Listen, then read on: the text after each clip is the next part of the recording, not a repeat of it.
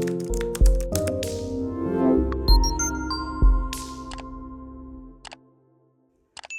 guys, welcome back to my colourful country life. Today we're going to be taking a deep dive into how to colour skin for beginners using Prismacolor pencils.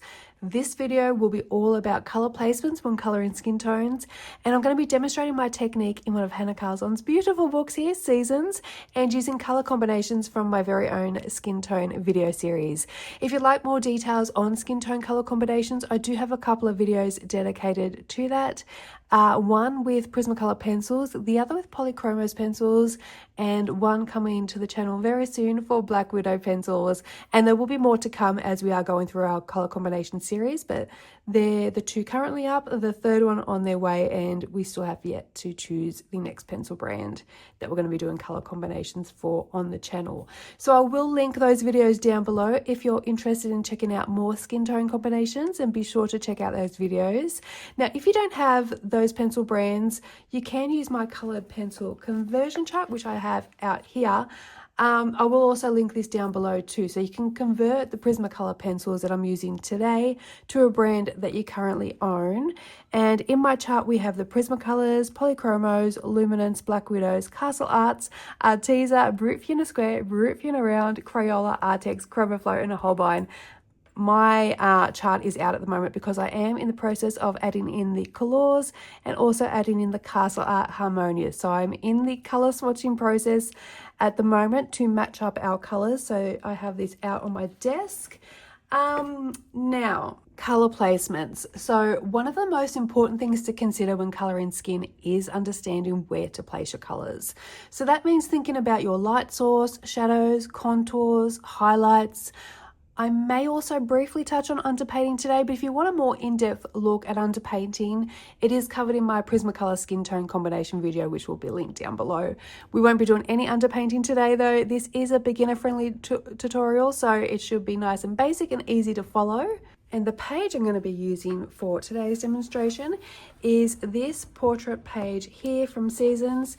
Now, before we even start colouring, we need to decide where our light source is coming from. Since I've chosen a face frontal portrait, this makes it a little easier.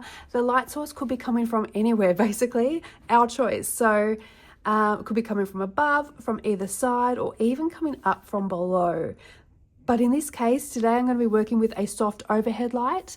So this means that the areas that will be the lightest, the forehead, the brow bone, the bridge of the nose, the tops of the cheekbones here, the tip of the nose, and also the chin and the center of the throat. And shadows are naturally going to fall under the chin here, around the eye sockets, along the hairline, along the side of the face, and underneath the chin, and underneath the nose here as well, and down the bridge of the nose, if I didn't already say that as well. So to help with a placement, I have marked out in advance where we're going to be adding our shadows and highlights today. This is a great step for beginners. If you are still unsure where to place your shadows and highlights, before laying down any colour, you can try lightly sketching them out on a blank sheet of paper, or if you have the ability to copy your page and use a printout, or even if you can scan it in and mark it up on your device instead. Now, another great tip if you're lost on where to put your light sources and where your shadows and highlights are coming from is to search up a photo on Pinterest. A photo which is posing in a similar direction to your coloured page with light streaming from a similar angle to what you have in mind. So in this instance, what we're doing today, you could search for a front-facing portrait with soft overhead lighting, and you'll be able to see from the photo where the light is hitting the face naturally and which sections are going to fall into shadow.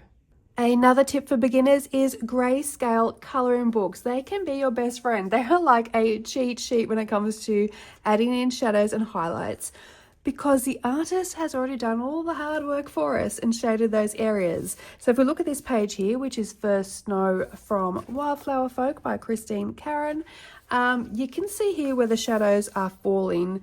The light source is a front overhead light like we're going to be working with today. So you can see that around the hairline here is in shadow.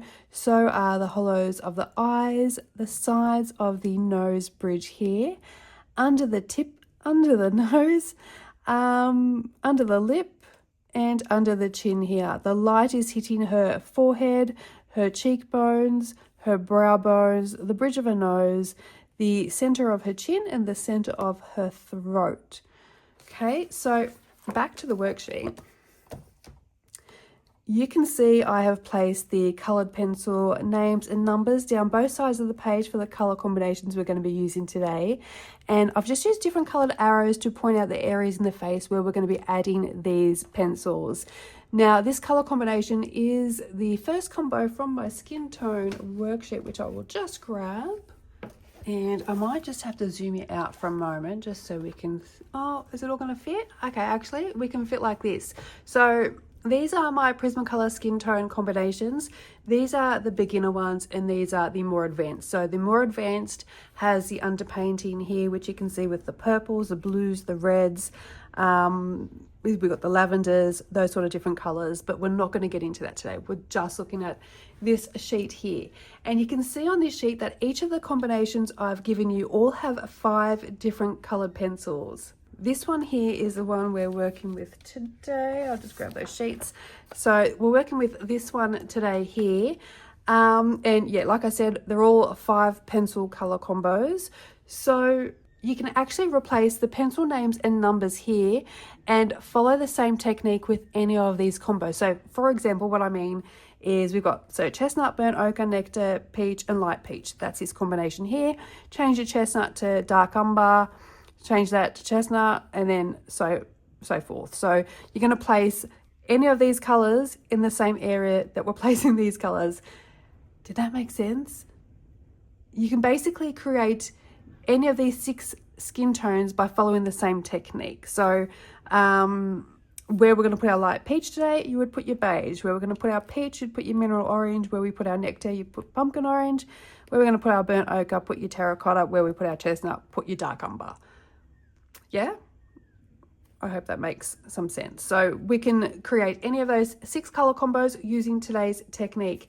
Now, I have also created, this worksheet here, which does explain it in a little bit more depth. So from this worksheet, you can see here we have our contour for our deepest shadows, then a midtone to help with the transition between the colors, followed by a secondary midtone for ease of blending. Then we have our skin tone, and lastly our highlight color. So underneath the headings, I have listed the Prismacolor pencil we're going to be using today, and then we've got where we're going to apply it to on our portrait. So whereabouts on the face we're going to be applying that color to. So you can see here we've got the contour, which is our deepest shadow. We're going to be using PC1081, which is chestnut, and that one will be applied to the hairline to create depth around the forehead, under the cheekbone to add dimension to the hollows, jawline and under the chin to define the face shape, eye sockets and crease of eyelids to add structure to the face, under the nose some soft shading for realism, and the neck and shadow from the chin to add depth. Our midtone is our burnt ochre, PC943. We're going to put that on the cheeks, beside the contour to blend that out, the forehead to blend out the chestnut near the hairline, the sides of the nose to blend out some shadows, lower jaw blending into the chin, and the eyelid crease blending into highlight. And then we've got nectar, our next midtone, and we're going to be blending the shadows into the base skin tone, so softening the edges. Cheeks and sides, a forehead to smooth the gradient between the nose bridge and the contour, and around the mouth area for some soft shading. We've got peach, which we're going to cover most of the face with, and we're going to use it as a base tone, but we're leaving highlight. So I'll explain the order of how I'm going to color in a moment. But our highlight tone is our light peach, PC927, and we're going to apply that to the center of the forehead, the highest point of our cheekbones, the bridge of the nose, the tip of the nose, Cupid's bow, so just above the lips, center of the chin, and the brow bone just under our eyebrows. Now, I will make this download available to you so you can keep it for future reference, or you can just take a screenshot of the screen as it is now. Actually, I'll do that, and you can screenshot the color combos plus the color placement sheet as well if you want to. And like I said earlier, you can use any of these steps with any of these basic skin tone combos and create all these colors. So I have written them out on this sheet from darkest to lightest here. However, I actually color from lightest up to darkest. So I'll talk more about the layering technique in a minute, but I do have an example here. So that is the arrows pointing to all the different areas in the face where we're going to put our chestnut, burnt ochre, nectar, peach, and light peach, which I've used different colors for. Here is an example of a basic skin tone that we're going to be creating today. I have just added the lips in here because I think it helps to show the full effect of the skin tone. Before you add lips, eyes, and hair, it can look a little bit odd, but it does all pull together in the end.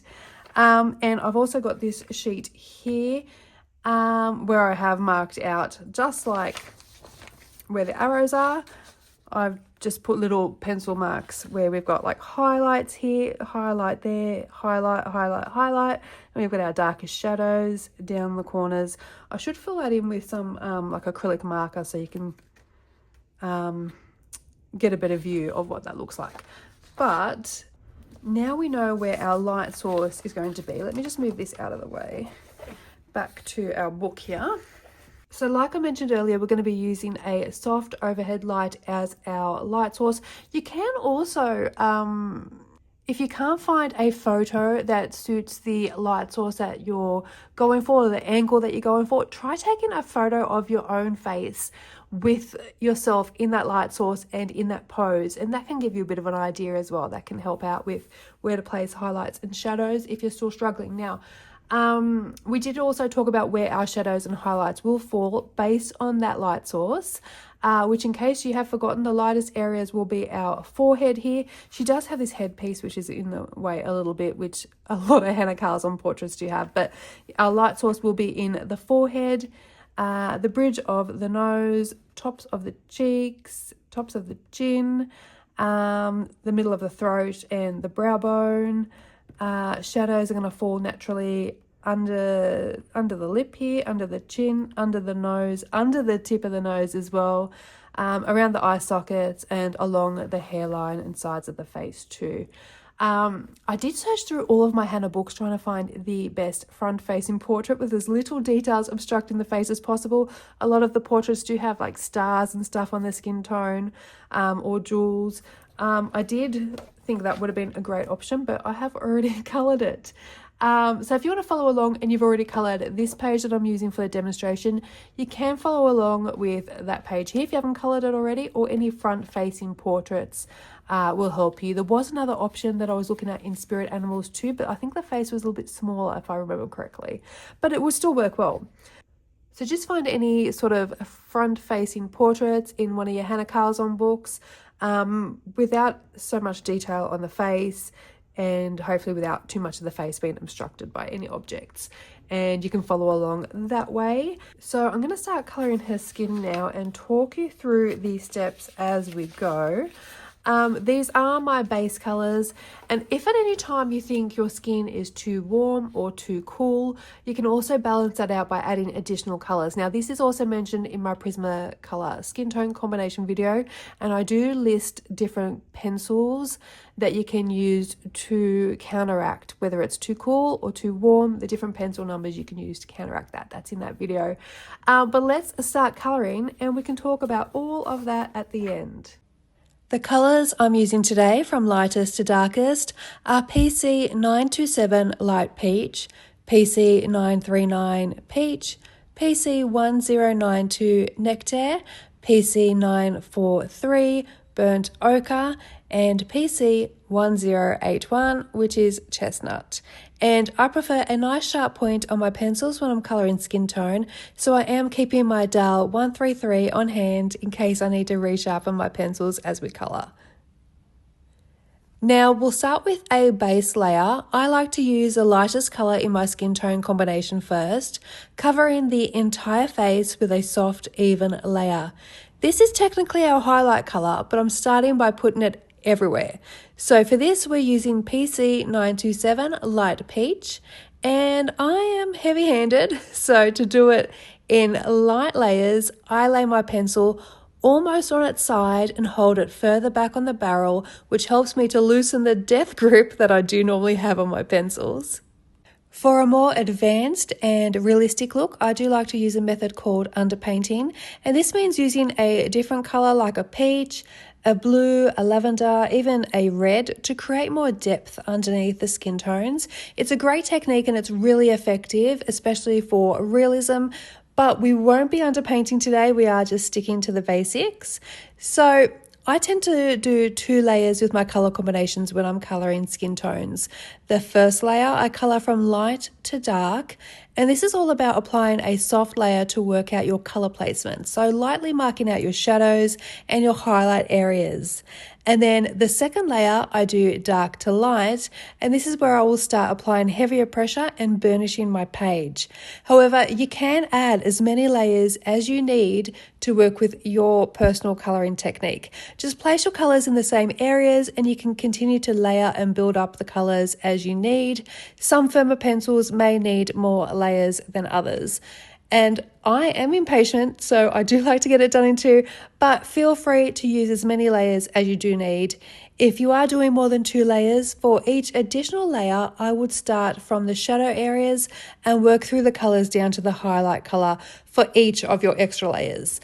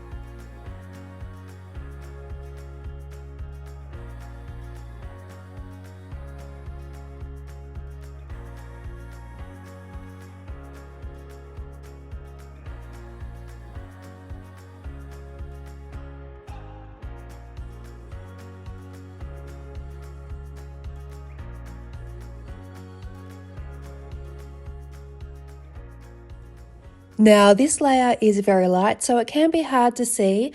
So I am just going to bring it up a little bit closer to give you a better look.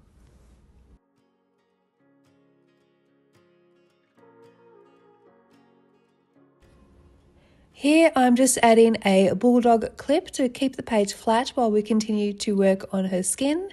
And next we're going to go in with our second lightest colour, our base skin tone. And for this we're going to be using PC939 Peach. And we will be adding this everywhere except in the highlight areas. And do this with a light hand again. Remember, we can keep adding layers until we get enough depth. We don't need to finish on the first lap. This is not a race.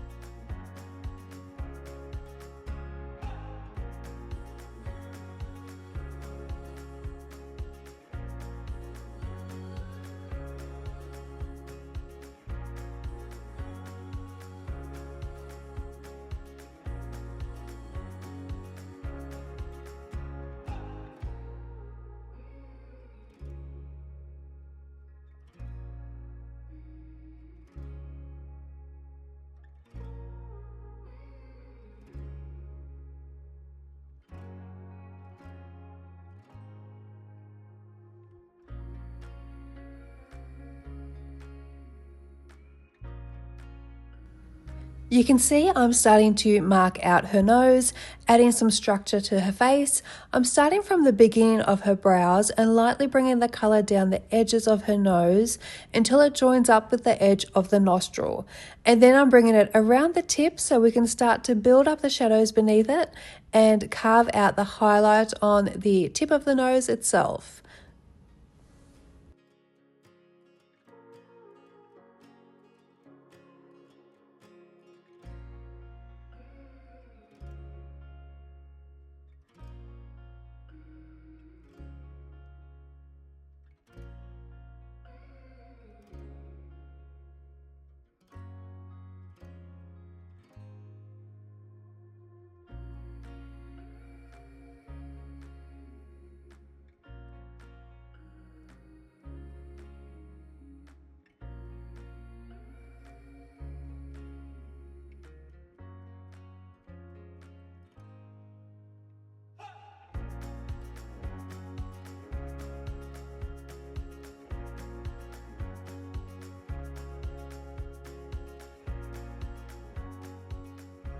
You can also see that I'm beginning to carve out her cheekbones here by adding this colour into the hollow of her cheeks to add some dimension to the facial structure.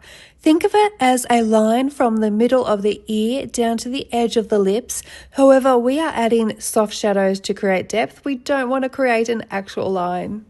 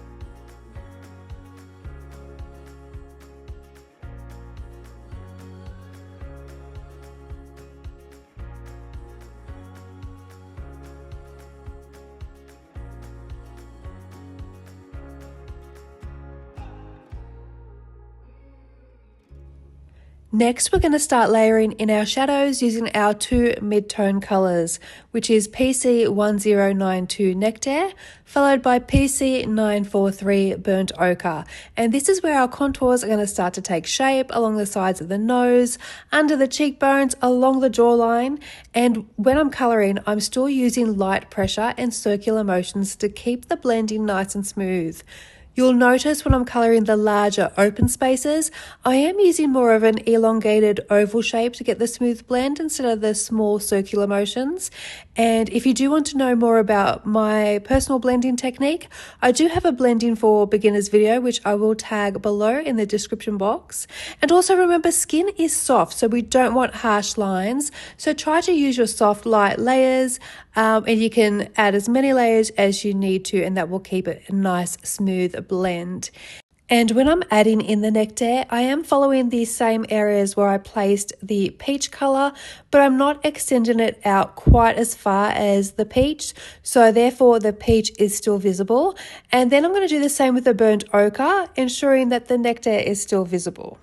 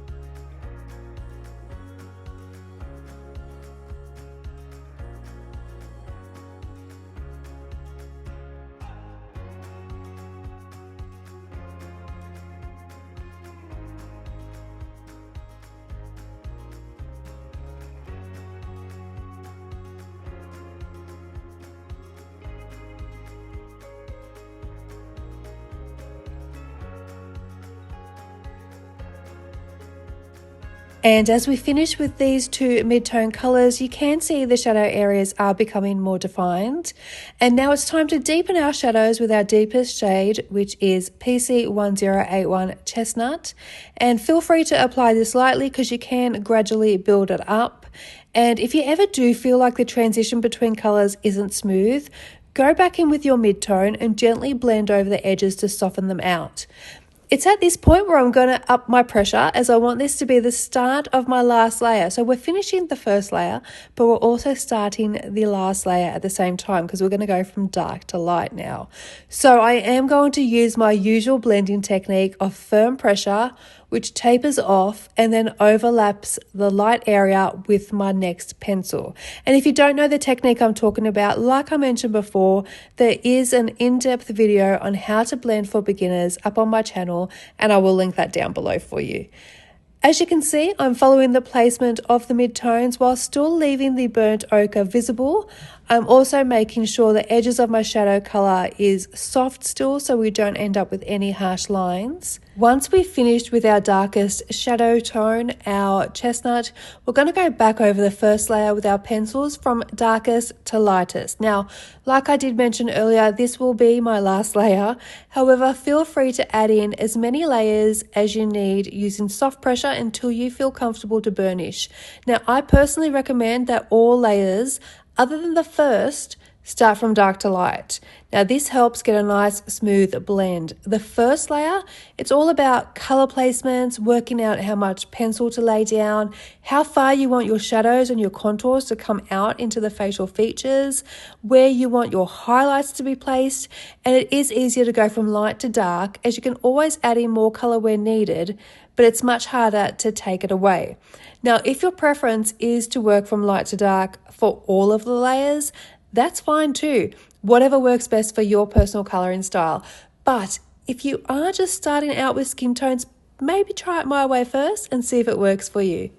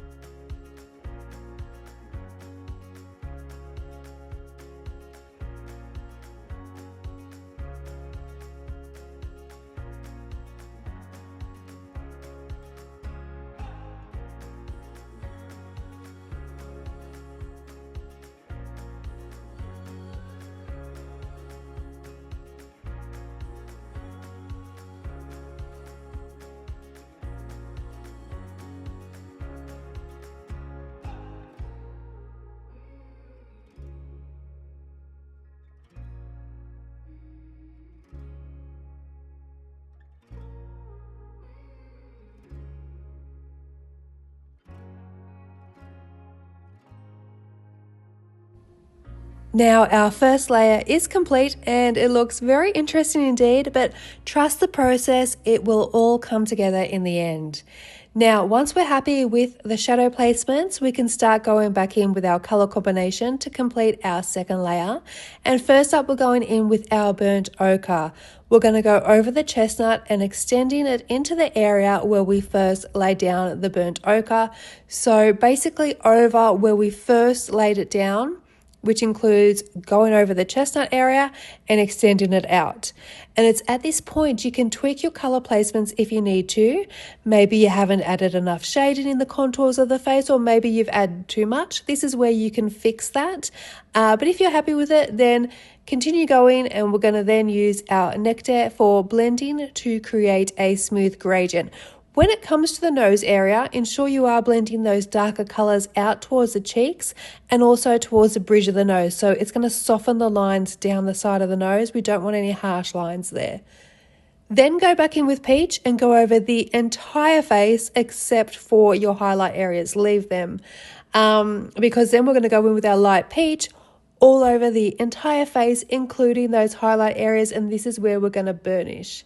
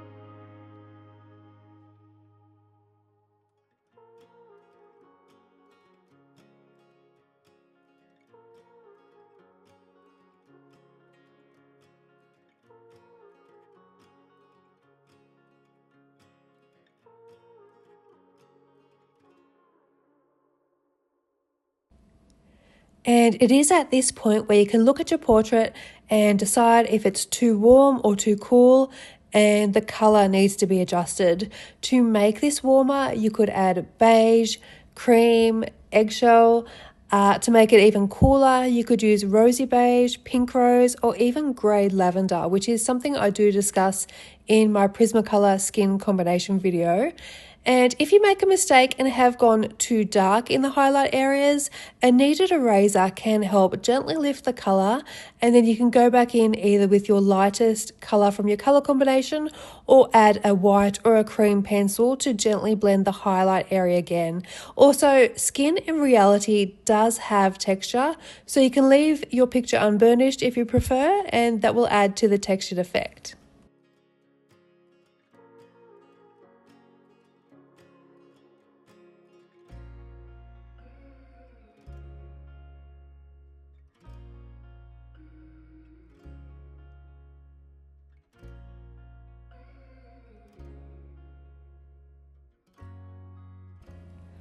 I just want to lift this up here and show you a close up of the completed skin tone. Now it is at this point that you can add some color onto her cheeks to create a blush if you wish to. And for the purposes of this video, I am going to be doing that using blush pink and pink rose to create a natural looking blush. And then I'll blend it out and soften the edges with my white Prismacolor pencil. When colouring a portrait, you might want to match your cheek colour to the complexion, the hair and the eye colour of your portrait. So maybe you might want a warmer peach tone, something a little bit more reddish, or even a cool pink, depending if you want a natural look or if you're after a more defined makeup look. And I am just going in and adding these colours to the highest point of the cheekbones to add a natural flush to the face. Also, if you want to add colourful eye makeup, I would colour the complexion first, but leave the eye area white so you can get crisp colours. It won't muddy the eye colours. Plus, if you do the complexion first and then do the colourful eye colours, you won't get any smudges from the eye colours onto your complexion as well. And if you do want to do a smoky eye effect, you can actually do this now when the skin tone is complete with your blacks, your greys, your browns. Just smoke out that eye. You can do that over the top of the skin colours.